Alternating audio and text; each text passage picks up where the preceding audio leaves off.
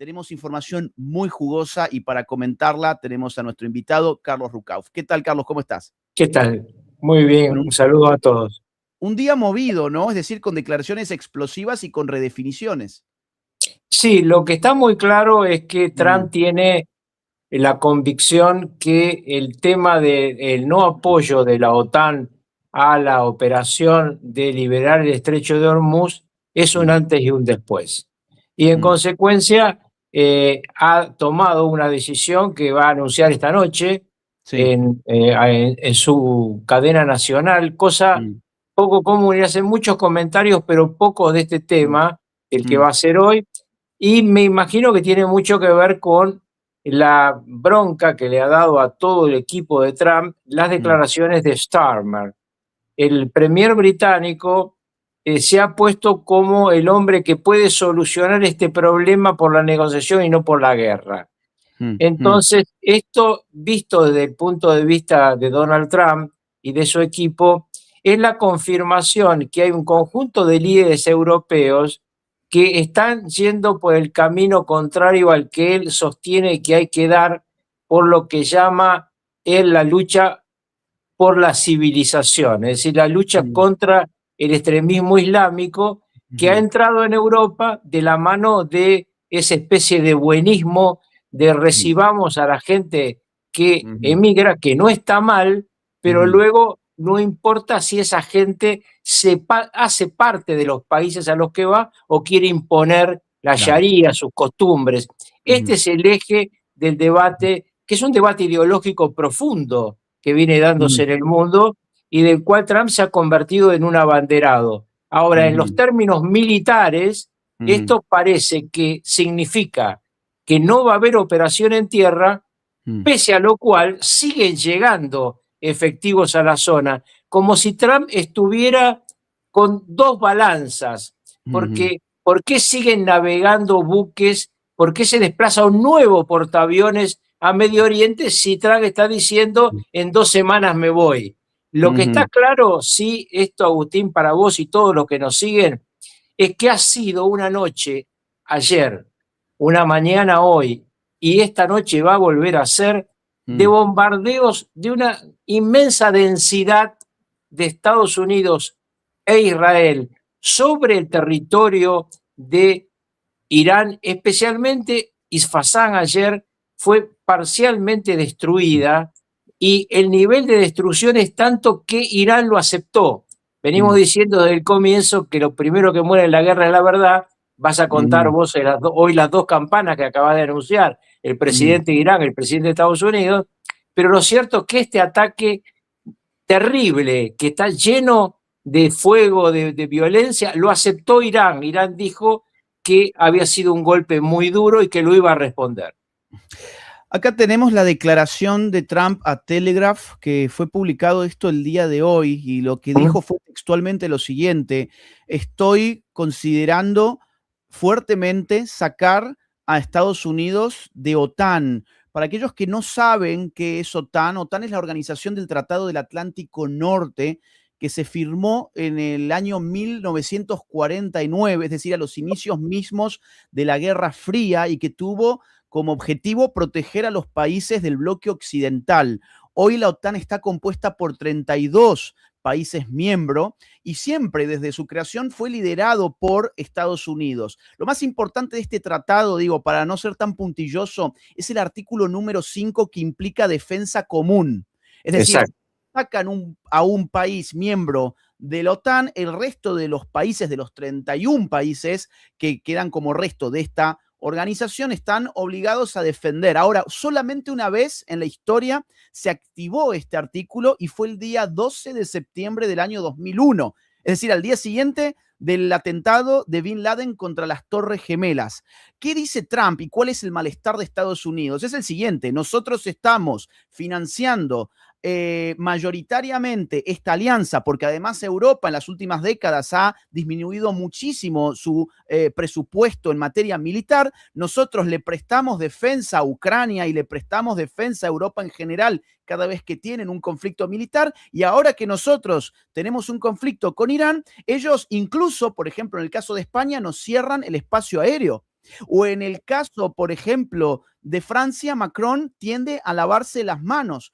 O en el caso de Reino Unido, Starmer, como recién mencionabas al primer ministro, dice que en realidad no le interesan tanto las relaciones con los Estados Unidos, que lo que más le interesa son las relaciones con Europa. En ese sentido, miren este clip, que son una de las recientes declaraciones del primer ministro británico que tanto enfurecieron a Trump.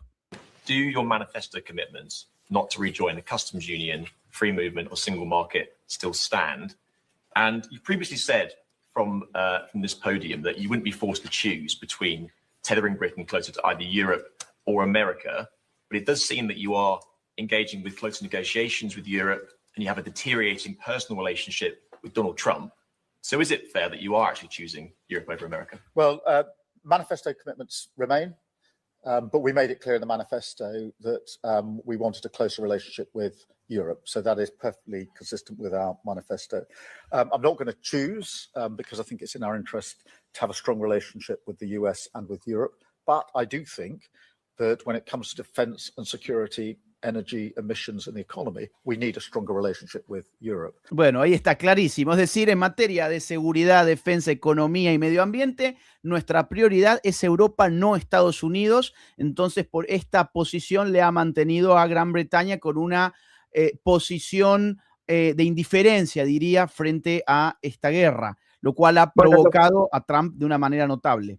Lo primero que te diría es que ¿para qué hicieron el Brexit? Ajá. Porque realmente se fueron de Europa porque estaban hartos de depender de la Unión Europea y creyeron que su destino era ser un aliado estratégico y económico de Estados Unidos por separado de la Unión Europea. Ese fue el argumento central económico, político y militar en su momento de toda la estructura política que decidió ese camino. Segundo, realmente lo de Starmer como lo de Macron es absolutamente injusto porque en realidad los ingleses y los franceses hablarían alemán si no fuera por los Estados Unidos de América. Está muy claro lo que fue la resistencia británica a los nazis, está muy claro lo que fue el intento de recuperar Francia por parte de la rebelión francesa ante el nazismo, pero esa guerra se perdía sin Estados Unidos. Y esto es una cosa que los norteamericanos lo tienen muy profundo en toda la cúpula de ambas fuerzas políticas. Hoy hay una elección y cada uno de cara al 3 de noviembre toma posiciones, pero yo me he cansado de escuchar esto en líderes de todo tipo en los Estados Unidos, tanto del punto de vista militar como del punto de vista del análisis estratégico de inteligencia o de política exterior. Un tema más que no hay que perder de vista. En esta situación, ¿cómo va a conseguir realmente Starmer lo que ha dicho, que va a juntar 55 países, 54 y Gran Bretaña, para lograr negociar con Irán y poder sacar el petróleo por el estrecho de Hormuz? Yo le digo, si está muy claro que acá hay una guerra de civilizaciones, que acá Europa está destruida por adentro, carcomida por un cáncer de gente que llegó a Europa y en lugar de integrarse, ha intentado permanentemente ser distinto. O nos olvidamos las multitudes gritando en la banlieue, en Francia, no somos Francia, eran miles de personas. ¿O estamos acaso ignorando el rechazo que tiene el británico a esta invasión silenciosa que se ha metido en cada uno de los barrios y que ha aumentado la criminalidad? Yo creo que acá lo que está pasando no es que Donald Trump está en contra de Europa, está en contra de una dirigencia europea. Ahora, la consecuencia de irse de la OTAN es una consecuencia estratégica muy delicada. ¿Por qué? Bueno, en primer lugar porque claramente desde el momento en que después de la Segunda Guerra Mundial y cuando comienza el telón de acero soviético, se arma esta coalición, la financia Estados Unidos. Financia dos cosas de Estados Unidos después de la guerra: el Plan Marshall de reconstrucción económica y la OTAN, la reconstrucción militar para defenderse junto con Alemania, que acaba de perder la guerra, de los soviéticos. El siglo XX fue un siglo que no tuvo solamente a Hitler, tuvo a Stalin, Sí. que fue un asesino igual o mayor que Ujú. el nazi. Entonces, esta es la configuración que se armó en el comienzo de la Guerra Fría en 1949, como bien contaste. Es también el nacimiento de los organismos de Bretton Woods, Claro. de las Naciones Unidas, de Ujú. todo el sistema financiero internacional. Ujú. Todo esto está puesto en cuestión por Trump desde su primer gobierno y viene Ujú. sosteniendo que Europa tiene que aportar un porcentaje de su PBI al menos de la mitad del que aporta los Estados Unidos. Bueno, todo el mundo se hizo el sota, subieron un poquito los presupuestos, pero ahora se encuentran con que esta decisión de Trump puede producir varios cambios importantes. El primero, que van a tener que gastar mucho más en la estructura bélica si en serio quieren tener defensa frente a Rusia, porque en Ujú. este conflicto Rusia está siendo un ganador financiero y además Ucrania un perdedor militar. Entonces, estos temas tienen que venir acompañados, y esto lo tengo que introducir, aunque no es exactamente el tema, con lo que estamos viendo del acuerdo que está haciendo con Dinamarca, Estados Unidos sobre Groenlandia, que se va a anunciar en los próximos días, pero que implica un cambio copernicano en la Ujú. relación entre Estados Unidos y Groenlandia Ujú. y lleva al criterio que venimos explicando, que es Ujú. el corolario Trump de la estructura de América para los americanos, que dice desde el Ártico a Tierra del Fuego. Entonces, todos estos movimientos que esta noche Trump seguramente va a explicar, vienen acompañados de una sensación ambigua. Ujú. Por un Sí. lado, Trump retrocede o Trump lo que está haciendo es tomar la decisión de dejar solo a Europa también frente a la estructura iraní, a la que siempre Europa le tuvo miedo. Mm. Recordemos los acuerdos 6+1 que en su momento hizo la Unión Europea y algunos Sí. países más con Irán para frenar el plan nuclear. El plan Ujú. nuclear siempre fue una preocupación de todos. Y segundo, ¿cómo juega la relación entre Israel y los Estados Unidos en esta decisión? Hiciste una aclaración, Carlos, que me parece fundamental para el público, distinguir la idea del Trump enemigo de Europa de la realidad de Trump enemigo de la élite globalista que hoy gobierna Europa, que es una cosa muy distinta. Trump ha apoyado una línea política de Europa que está, por un lado, resistiendo en países como Francia, como Inglaterra o como España, o que está bien gobernando como en países como Italia, Polonia o Hungría. De hecho, por ejemplo, el mes próximo va a haber elecciones en Hungría. Víctor Orbán es el candidato de los patriotas húngaros y ha recibido todo el apoyo de Donald Trump. Entonces, no es que Trump es un enemigo de Europa. Trump, en todo caso, es un enemigo de los globalistas que han abierto las puertas de Europa de manera indiscriminada para producir una autocolonización, una colonización autoinfligida. Esta locura que es lo que estamos viendo y que lo vemos aquellos que nos toca vivir en Europa. No se olviden, yo vivo en Europa entre 4 y 5 meses por año, desde hace ya varios años, con lo cual he podido ver cómo ha cambiado el clima, cómo han cambiado los barrios, las calles, la inseguridad. Entonces, Starmer representa al globalismo dentro de Inglaterra, globalismo contra el cual peleó el Brexit. Entonces, en Inglaterra hoy hay un gobierno que está en las antípodas de Trump y eso se nota y explota con esta guerra. Lo mismo pasa en España con el caso de Pedro Sánchez y así sucesivamente. Quien también habló sobre la salida de OTAN fue Marcos Rubio en una entrevista que vale la pena mirar. If now we have reached a point where the NATO alliance means that we can't use those bases, that in fact, that we can no longer use those bases to defend America's interests, then NATO is a one-way street.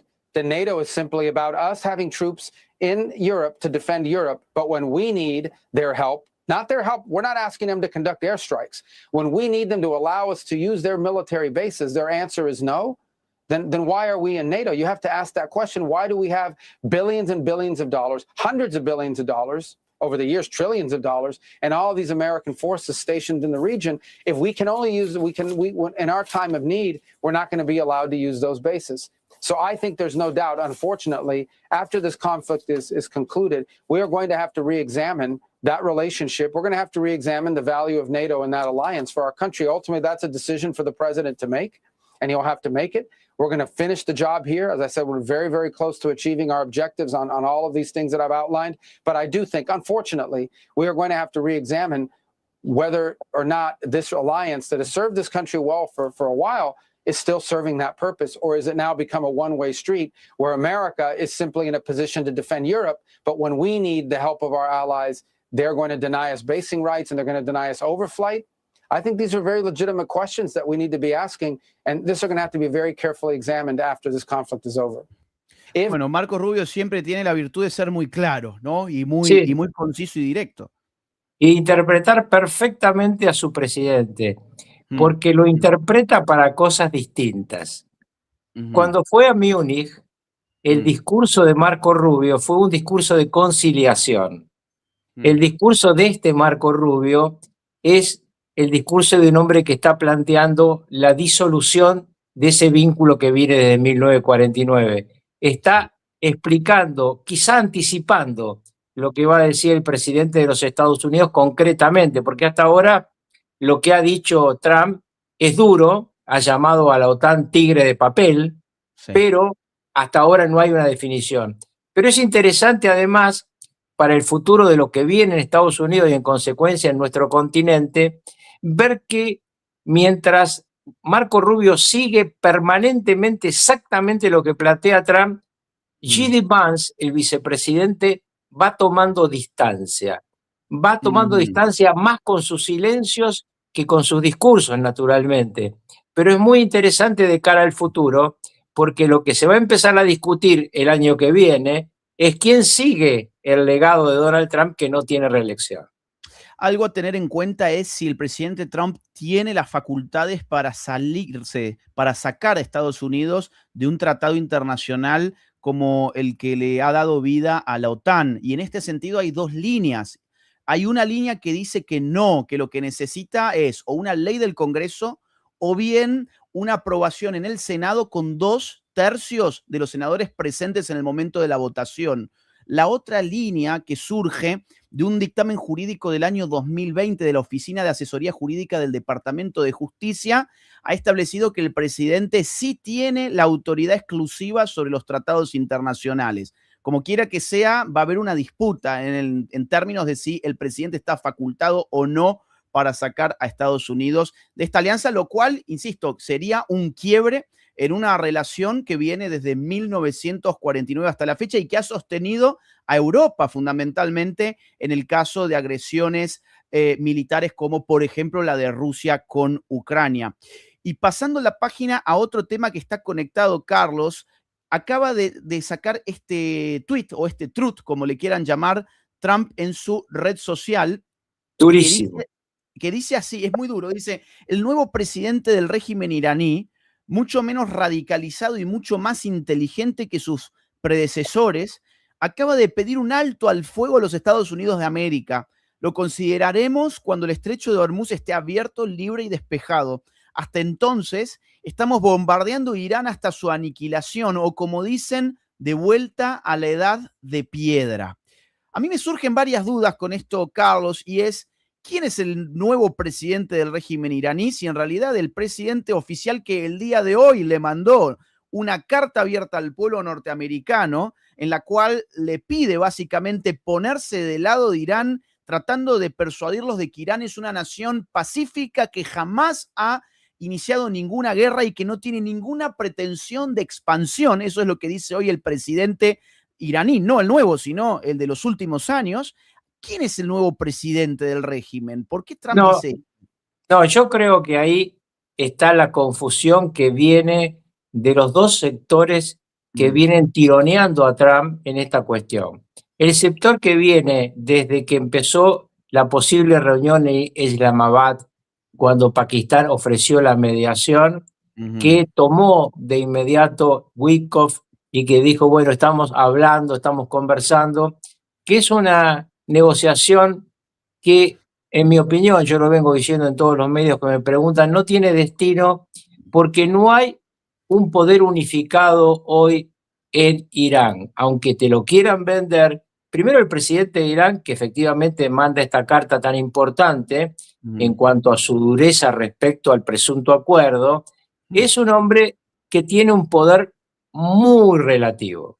Claro. El presidente de Irán es un emergente de un proceso de un país que tiene por encima de él una estructura teocrática. Los ayatollah, el Consejo de los 88, el jefe supremo, en este momento el designado, nadie sabe bien dónde está, pero es Khamenei Jr., y tiene además algo mucho más importante que el presidente de la República, que es la Guardia Revolucionaria iraní. Hoy, virtualmente, Irán es un gobierno militar, no es un gobierno donde lo esté conduciendo un civil, y mucho menos el presidente, que no voy a contar ahora el mecanismo de selección, que es complejo en Irán, pero para llegar a ser presidente tenés que haber chupado más medias que haber tenido prestigio. Entonces, realmente es un tipo que no tiene nada que ver en esta historia. No c'entra niente, dirían los italianos.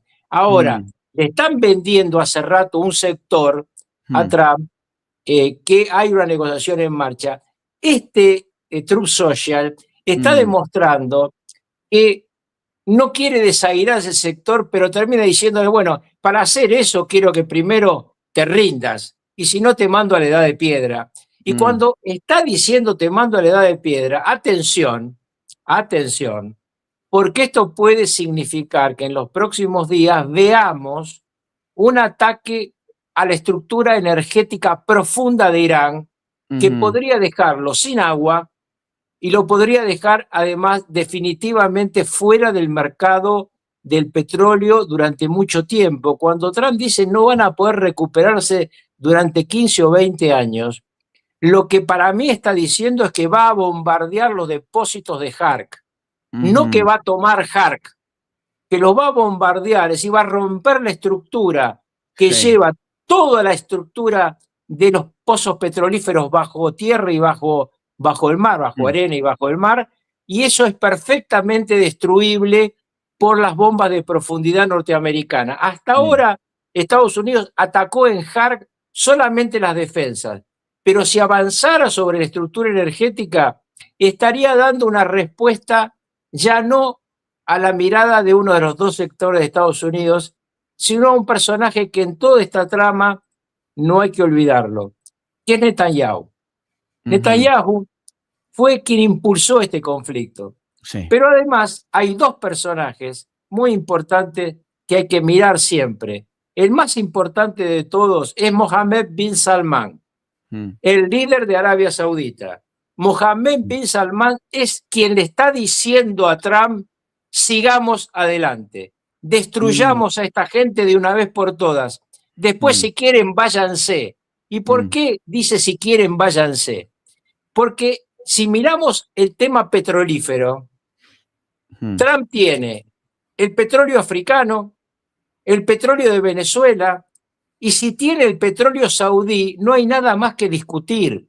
Porque cuando estamos hablando del estrecho de Hormuz, estamos hablando de una parte importante del mercado internacional, es decir, el 21% del petróleo, pero ese 21%, casi la mitad es de Arabia Saudita, que lo está sacando ahora por el Mar Rojo.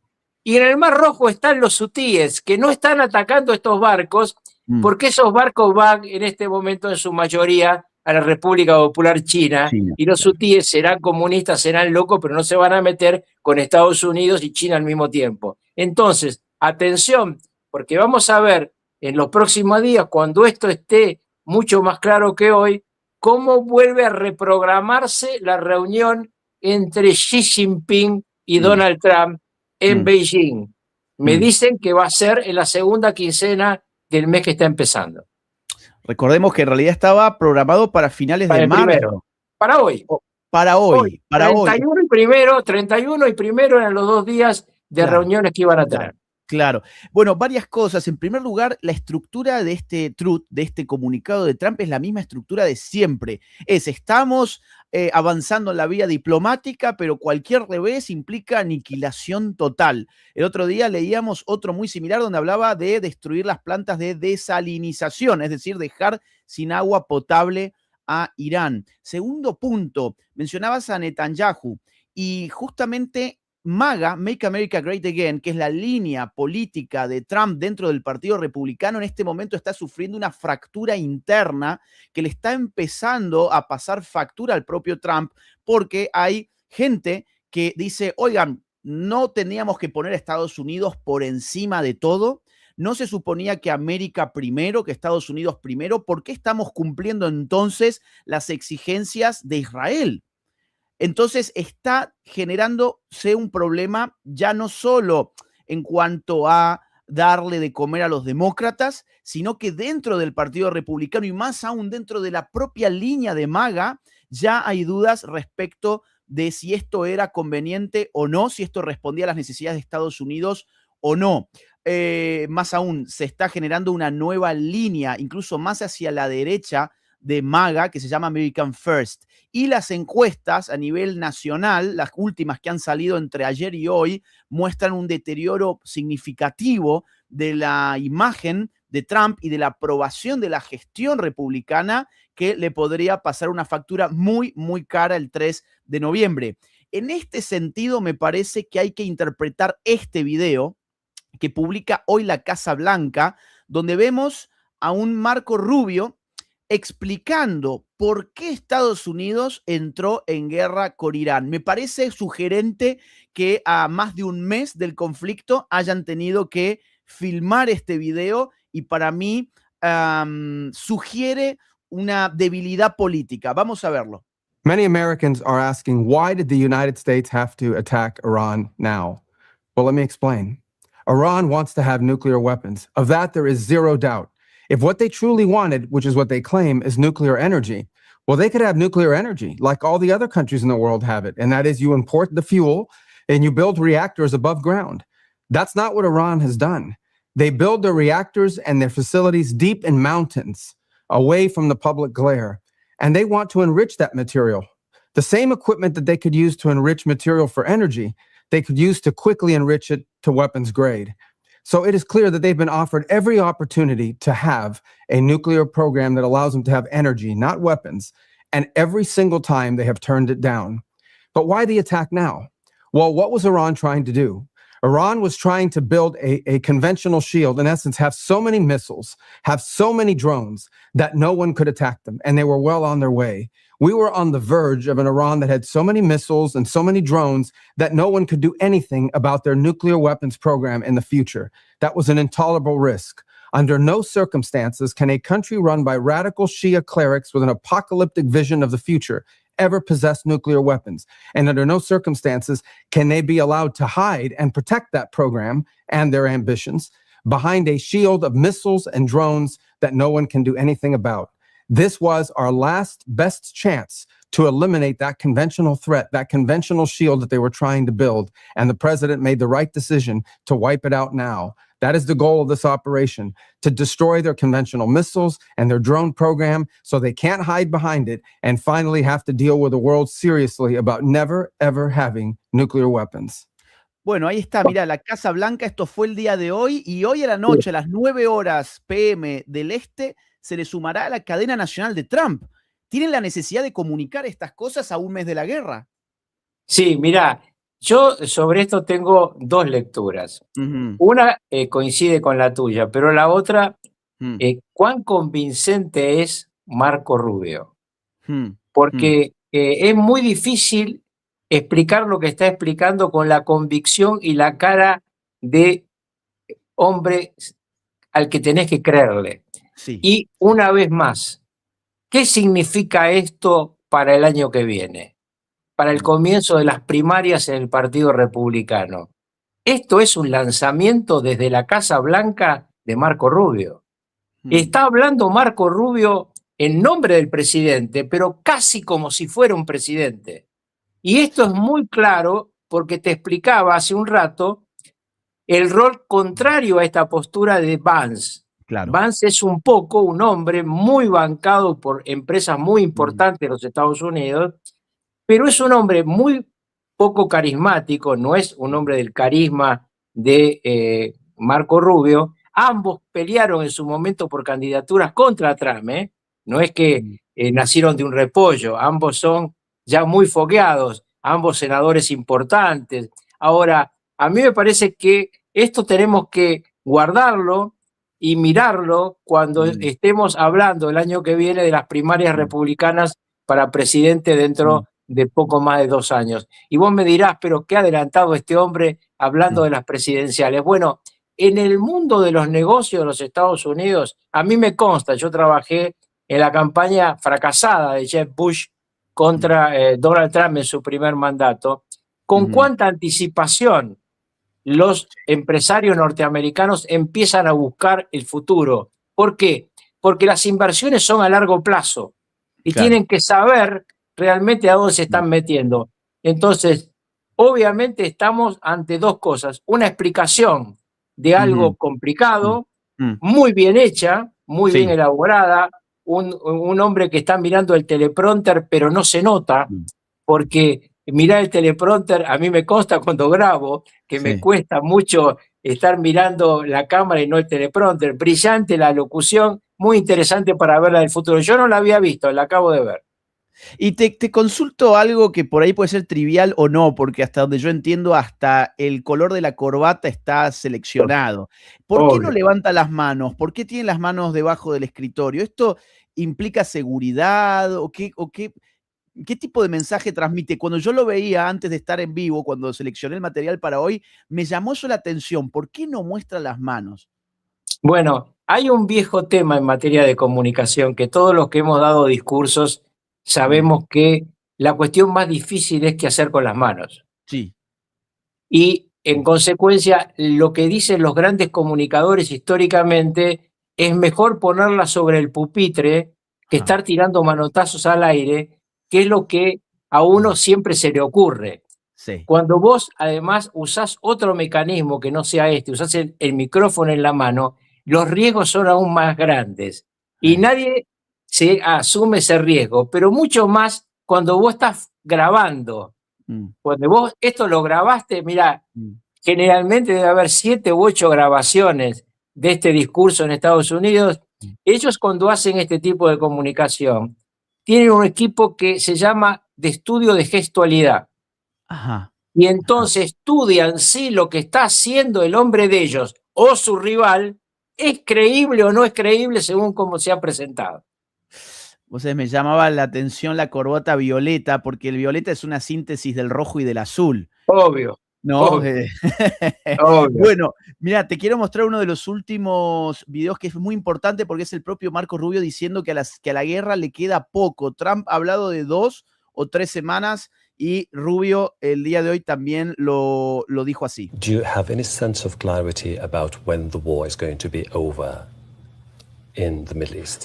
The operation in Iran, as soon as we achieve our objectives, as I've outlined them repeatedly, and that is we've destroyed their Navy, we've destroyed their Air Force, we are well on our way to destroying the majority of their arms factories, and we're well on our way to significantly degrading their missile launchers. When those objectives are achieved, we will have achieved the purpose of this operation, and that's something that's not going to take months. That's a matter of weeks. I'm not going to tell you exactly how many weeks, but a matter of weeks, not months. Do you have any sense of... Atención que el reportaje es con Al Jazeera, ¿eh? Con Al Jazeera. Tenés razón, no me había dado cuenta. Es todo un detalle. Nuevamente un secretario de Estado, precandidato presidencial, que se atreve a hacer un reportaje con Al Jazeera, ¿eh? Tenemos 10.000 personas en vivo, Carlos. Si te parece, leemos algunos de los mensajes que nos han enviado. Les dije al inicio que teníamos mucha información para compartir el día de hoy. Gracias a Lucas por estas membresías al canal. Estimado Agustín, desde Perú, muchos estamos esperando tu en vivo prometido con el querido Porky. Hay que cerrarle el paso a la izquierda corrupta. Si mal no recuerdo, el viernes tengo la entrevista a Rafael López Aliaga en este canal, así que a los amigos peruanos, atención que vamos a tener a quien podría ser el próximo presidente del Perú en este canal. Hola Agustín, este mes comienzo el diplomado en defensa civilizatoria. Gracias, Maca.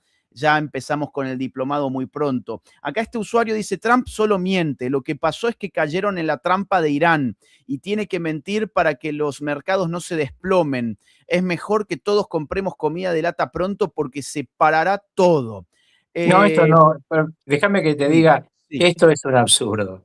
Esto no entender cómo funcionan los mercados y la capacidad que tiene Estados Unidos de tener todo lo que necesita. Estamos hablando, déjenme un instante explicar Dale, esto. sí. Esta es una guerra donde el que está defendiéndose está yendo hacia una destrucción total. Cuanto más tarde esto, peor para Irán. Y quien está atacando está perdiendo algunas naves, está perdiendo gente, pero es el 1 por 1000 de lo que le pasa al otro. Sí. Y cuando esto retroceda a la realidad, lo que va a ocurrir es que los mercados se van a serenar y el mundo va a volver, no te voy a decir a un petróleo a $67 el barril, yo diría que vamos a estar entre 85 y 90 durante un tiempo importante, pero pensar que Trump acá está arruinando a los Estados Unidos, no, está en una situación compleja, política, como bien explicaste, porque ha perdido popularidad, y esto le puede costar las elecciones de medio término. Pero ojo, las elecciones de medio término la perdió hasta Elvis Presley. Elvis Presley le decían a Bill Clinton, ¿no? Sí, Entonces, yo digo, no nos equivoquemos. Es muy probable que la sala de representantes tenga dificultades. Creo que en el Senado van a ganar. Bien, el último mensaje que leo dice: siempre que veo al doctor Carlos hablar, veo solo experiencia y objetividad, no como los otros supuestos analistas de negocios TV que ven sueños mojados.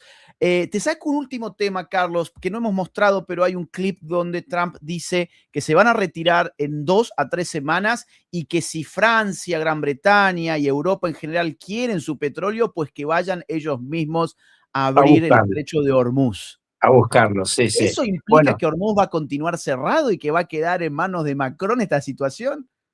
Mirá, expliqué antes, lo vuelvo a explicar, Sí. lo hice también en un video en mi canal que tiene, lo hicimos de 3 horas y tiene más de 70.000 visiones, que para mi canal es muchísimo, y expliqué justamente este video que vos no llegaste a mostrar. Esto es, el hecho de que Trump lo que está planteando es, bueno, ustedes quieren petróleo, no me apoyan a mí, vayan a buscarlo. Yo tengo petróleo suficiente. ¿Y por qué dice esto? Porque él controla el petróleo africano, controla el de Venezuela, primer reserva mundial, y tiene una negociación cerrada con Mohammed bin Salman. Y ojo, que por abajo de la mesa, chinos y norteamericanos están hablando del futuro. Y el gran ganador económico de esta guerra es Putin. Si no, uno se queda en la superficie y le cuesta entender lo que pasa. Solo los primeros 15 segundos para que la gente no se vaya sin mirar esto. The people understand it. We'll be leaving very soon, and if France or some other country wants to get oil or gas, they'll go up through the strait and Hormuz Strait. They'll go right up there and they'll be able to fend for themselves. I think it'll be very safe, actually, but we have nothing to do with that. What happens in the strait, we're not going to have anything to do with, because these countries, China will go up and they'll fuel up their beautiful ships and they'll leave and they'll take care of themselves. There's no reason for us to do it. We hit them hard. We got rid of a lot of... Bueno, está ahí. Van a tener que ir a buscar su propio petróleo y su gas. Sí, te comento que ahí hay un problema de traducción que es americana, no es nuestra. Generalmente hay... No, es el concepto de recta que está mal explicado para lo que está planteando Trump. Lo que le dice, vayan y pongan la cabeza en la boca del lobo y vean si ustedes pueden pasar donde yo no pude pasar. Esto es lo que le está diciendo a los europeos.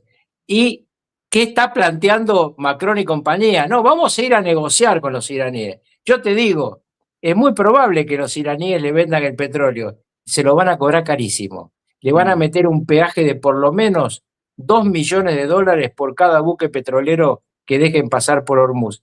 Lo dejan a Irán controlando Hormuz, ellos le van a cobrar el peaje, no les van a agradecer nada. Este es el problema que no se entiende en esta guerra de civilizaciones. El que te quiere destruir no te agradece por mejor persona que vos seas, por más gentil que sea tu país abriéndote las puertas. Lo que quieren es cambiar nuestra civilización. Y este es un tema que creo que nadie lo planteó mejor que mi amigo José María Aznar. Acá, si este conflicto pierde Estados Unidos, el siguiente es España, el siguiente es Europa. No se equivoquen. Estados Unidos, una vez más, está defendiendo a Europa y Europa no se da cuenta. Carlos, querido, te mando un gran abrazo. Gracias por estar en Un el abrazo canal. grande, hasta Hasta la pronto. próxima. Leo 2 mensajes que entraron. Acá dice Carlos Rucauf siempre está en el lugar correcto de la historia. Jóvenes, tomen nota, sigan su canal. Y Juana dice, saludos maestros Laje y Rucauf. ¿Puede la OTAN sobrevivir sin Estados Unidos y viceversa? ¿Podemos esperar que los países europeos pacten con enemigos de Estados Unidos? Veo difícil que la OTAN realmente siga siendo lo que es sin Estados Unidos, que es quien la ha liderado en los hechos desde 1949 hasta la fecha. Veo difícil que la OTAN pueda seguir siendo lo que es hasta ahora. Amigos, 10.000 personas conectadas, no se olviden, suscríbanse al canal, activen la campanita y un último aviso.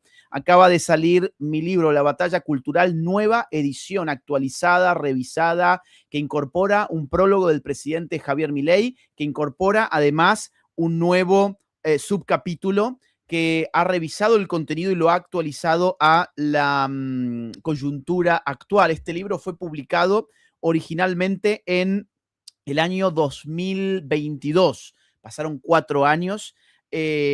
Mucho de lo que este libro anticipaba ocurrió. La nueva derecha, que era simplemente una fantasía, una ilusión cuando este libro salió a la venta por primera vez, hoy gobierna distintos países de nuestra región y este libro anticipó esos movimientos políticos e incluso sugirió insumos prácticos para que se desarrollara la nueva derecha en todo nuestro continente. Año 2026, este libro es reeditado con una nueva portada, con versión tapa dura. También tenés la tapa blanda, pero la tapa dura es realmente mucho más linda. Por unos pesos más te recomiendo la tapa dura.